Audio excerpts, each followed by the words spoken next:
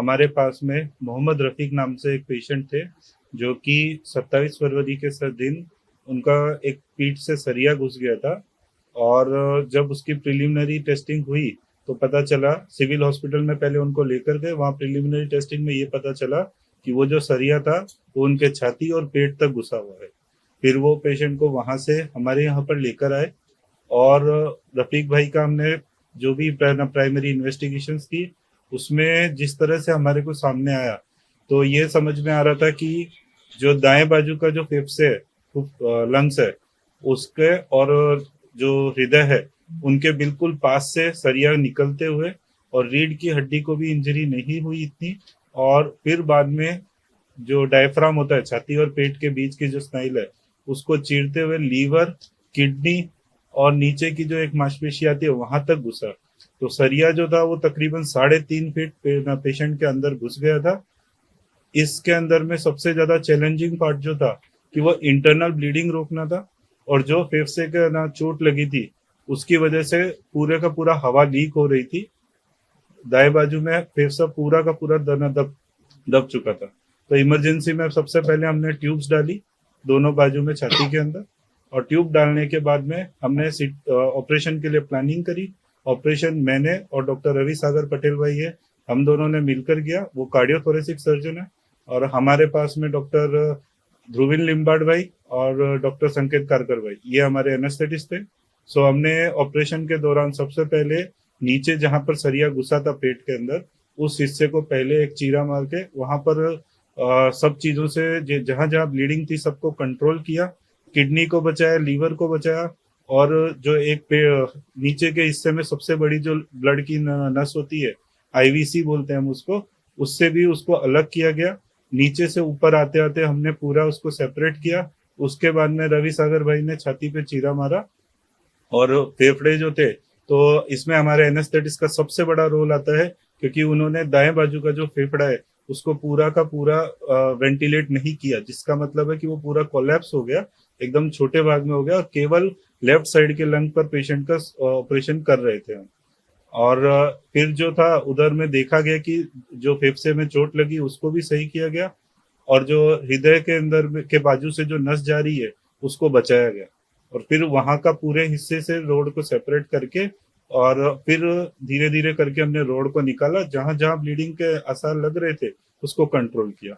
अब इस एस्पेक्ट में दो चीजें सबसे इंपॉर्टेंट यहाँ पर आती है हमारे सामने, कि ऑपरेशन के दौरान ब्लीडिंग कंट्रोल करना वो एक एस्पेक्ट है, पर साथ के अंदर में जो देखना है कि ऑपरेशन में 24 घंटे के अंदर फिर से वैसी ब्लीडिंग ना हो, ये सबसे ज्यादा बड़ा रोल है। ठीक है, तो इसके लिए जहां जहां हमने नलियां डाली थी वो सब की हमने रेगुलर मॉनिटरिंग करी।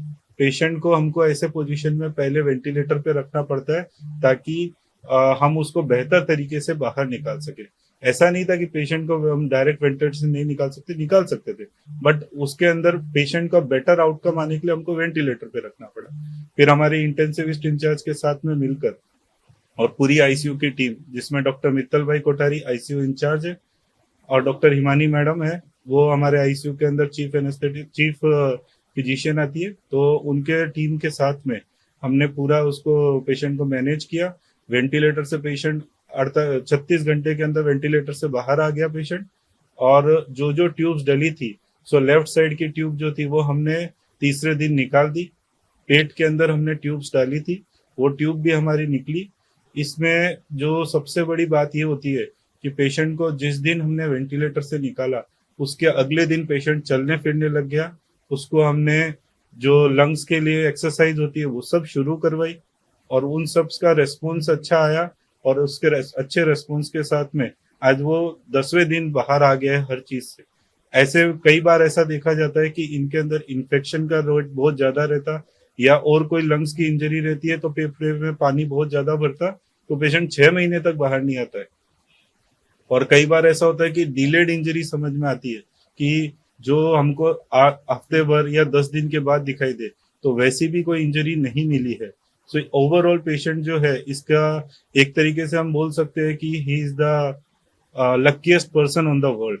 We can give him that title, कि इतने सब बाजू बाजू से हर एक ना मेजर ऑर्गन को इंजरी होते हुए भी वो बच गया है। तो ये बहुत बड़ी बात है।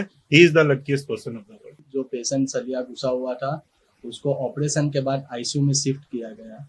आईसीयू में शिफ्ट करने के बाद पेशेंट की ऑपरेशन इतनी बेहतरीन तरीके से हुआ था कि उनको कोई भी बीपी कम हो जाए ऐसा कुछ हुआ नहीं था। ब्लड लॉस काफ़ी हुआ था, उसकी भी जो ब्लड सब बॉटलें हैं वो सब दी गई थी, लेकिन बीपी बढ़ाने की कोई भी दवाई चल नहीं रही थी और पेशेंट वेंटिलेटर पे रखा गया था। पेशेंट वेंटिलेटर पे हमने करीबन 24 घंटे रखा। 24 घंटे रखने के बाद उनको होश आया। होश आने के बाद उनको खुद से ब्रीदिंग करने की ट्रायल दी। पहली ट्रायल वो फेल हुए क्योंकि उनको जो सलिया था वो सीधा पीछे से घुस के फेफड़े को चीरते हुए उरोडर पटल को भी चीरा था, क्योंकि सांस लेने में अपने इरोडर पटल का मेन काम होता है। इसके लिए उरोडर पटल उनका थोड़ा वीक था, इसलिए पहली ट्रायल फेल हुई।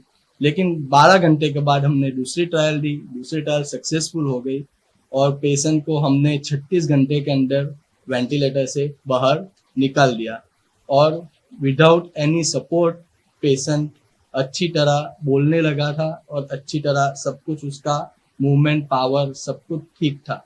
और काफ़ी पेशेंटों में ऐसा होता है कि ऑपरेशन के बाद लंग्स में पानी भर जाता है, लंग्स में जो कैपेसिटी होती है उसकी कम हो जाती है, लेकिन लंग्स की कैपेसिटी भी ठीक रही थी, लंग्स में पानी भी नहीं भरा था और किसी भी कोई भी जगह पे कोई एक्टिव ऐसा ब्लीडिंग के ऐसा कुछ नहीं था कि जिसकी वजह से हमको फिर से ऑपरेशन में लेना पड़े। इतनी बेहतरीन तरीके से हुआ था उनका ऑपरेशन।